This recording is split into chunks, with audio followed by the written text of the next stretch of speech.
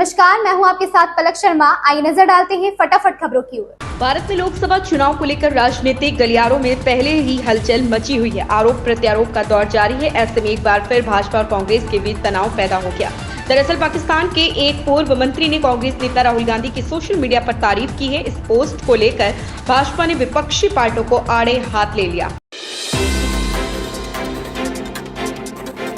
प्रधानमंत्री नरेंद्र मोदी ने आज गुजरात के आनंद में चुनाव प्रचार किया। इस प्रचार के दौरान उन्होंने शास्त्री मैदान में एक रैली को भी संबोधित किया। रैली में उन्होंने कांग्रेस पर जमकर निशाना साधा। प्रधानमंत्री ने दावा किया कि पूरा देश आज विश्वास के साथ कह रहा है कि फिर एक बार मोदी सरकार। उन्होंने कांग्रेस के 60 वर्षों के कार्यकाल से भाजपा के 10 वर्षों के कार्यकाल की तुलना की। पीएम मोदी ने इस दौरान कांग्रेस की कार्यकाल को शासनकाल कहा। राष्ट्रवादी कांग्रेस पार्टी शरद चंद्र पवार प्रमुख शरद पवार ने प्रधानमंत्री नरेंद्र मोदी की आलोचना की। उन्होंने बताया कि पीएम मोदी के भाषण तथ्यों और वास्तविकता पर आधारित नहीं होते हैं। मीडिया से बात करते हुए उन्होंने कहा कि प्रधानमंत्री बुनियादी मुद्दों पर कभी बात नहीं करते। एनसीपी एसपी प्रमुख ने आरोप लगाते हुए कहा कि पीएम मोदी केवल जनता का ध्यान भटकाते हैं। महाराष्ट्र में लोकसभा चुनाव में महाविकास आघाड़ी और एनडीए के बीच सीधा मुकाबला है। दोनों ही गठबंधन दलों के नेता एक दूसरे पर निशाना साध रहे हैं। इस बीच बुधवार को शिवसेना यूबीटी के प्रमुख उद्धव ठाकरे ने कहा कि प्रधानमंत्री नरेंद्र मोदी ने महाराष्ट्र को धोखा दिया। उन्होंने पहले के चुनावों में प्रधानमंत्री मोदी के लिए वोट मांगने के लिए जनता से माफी भी मांगी।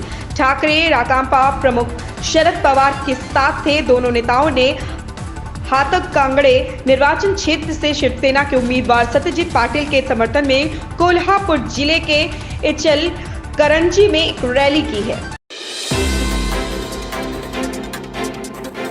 दिल्ली महिला आयोग के कर्मचारियों पर दिल्ली के उपराज्यपाल वीके सक्सेना ने बड़ी कार्रवाई की। उपराज्यपाल वीके सक्सेना के आदेश पर दिल्ली महिला आयोग से 223 कर्मचारियों को तत्काल प्रभाव से निकाल दिया गया। आरोप है कि दिल्ली महिला आयोग की तत्कालीन अध्यक्ष स्वाति मालीवाल ने नियमों के खिलाफ जाकर बिना अनुमति के इनकी नियुक्ति की थी।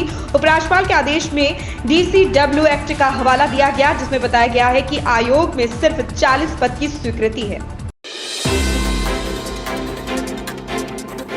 2 दिन से पूरे दिल्ली पुलिस महकमे की नींद उड़ी हुई है। मंगलवार और बुधवार को राष्ट्रपति भवन, चाचा नेहरू बाल चिकित्सालय के अलावा 223 स्कूलों सहित करीब 300 जगह ईमेल कर बम से उड़ाने की धमकी मिली। पुलिस का कहना है कि इतने बड़े पैमाने पर धमकी भरे ईमेल को अनदेखा नहीं किया जा सकता। यह किसी बड़ी साजिश का हिस्सा है। ऐसे में पुलिस, दमकल विभाग समेत सभी संबंधित एजेंसियां जांच में शामिल है, जिन जगहों को बम से उड़ाने की धमकी दी गई है। कांग्रेस नेता राहुल गांधी ने केंद्र की मोदी सरकार पर अंधाधुंध तरीके से निजीकरण लागू करके दलितों, आदिवासियों और पिछड़े वर्गों से गुपचुप तरीके से आरक्षण छीनने का बृहस्पतिवार को आरोप लगाया और कहा कि उनकी पार्टी सार्वजनिक क्षेत्र के उद्यमों को मजबूत करने और रोजगार के दरवाजे खोलने की गारंटी देती। कांग्रेस नेता ने सोशल मीडिया मंच एक्स पर एक पोस्ट में कहा कि आरक्षण समाप्त करने का नरेंद्र मोदी के अभियान का मंत्र ना रहेगा बांस ना बजेगी बांसुरी, मतलब ना तो सरकारी नौकरियां रहेंगी और ना ही आरक्षण देना पड़ेगा।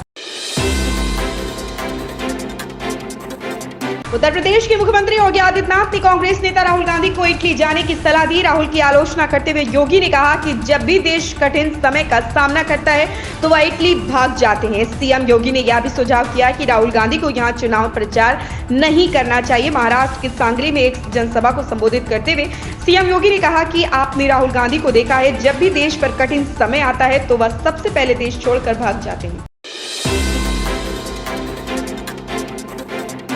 Amazon प्राइम वीडियो की लोकप्रिय सीरीज पंचायत के तीसरे सीजन का दर्शकों को बड़ी बेसब्री से इंतजार है। इसकी रिलीज डेट का ऐलान हो गया। कुछ दिन पहले से इसकी रिलीज डेट को लेकर चर्चाएं चल रही थी। इसके लिए दर्शकों से कुछ टास्क कराए गए थे, जिसमें वेबसाइट पर जाकर ऑनलाइन लॉटरी तोड़नी थी। आखिर आज इसका खुलासा हो गया। प्राइम वीडियो के आधिकारिक एक्स हैंडल से एक पोस्टर साझा किया गया। इसके साथ लिखा है कि आपने लॉटरी हटाई, हमने पुरस्कार में आपके लिए रिलीज डेट का खुलासा कर दिया। सीरीज 28 मई को रिलीज होगी। केरल की सत्ताधारी वामपंथी पार्टी सीपीआईएम की युवा शाखा democratic youth federation of India ने आरोप लगाया कि उनकी पार्टी के महिला नेताओं के खिलाफ इंटरनेट पर काफी कुछ बुरा भला कहा जा रहा। डीवाईएफआई ने कांग्रेस पार्टी पर इसका आरोप लगाया। डीवाईएफआई के नेता और राज्यसभा सांसद ए रहीम ने आरोप लगाया कि सीपीआईएम की वरिष्ठ नेता के शैलजा और तिरुवनंतपुरम की मेयर आर्या राजेंद्रन को सोशल मीडिया पर निशाना बनाया जा रहा है और उनके खिलाफ अभद्र टिप्पणियां भी की जा रही हैं। इन खबरों में बस इतना ही, बने रहे हमारे साथ।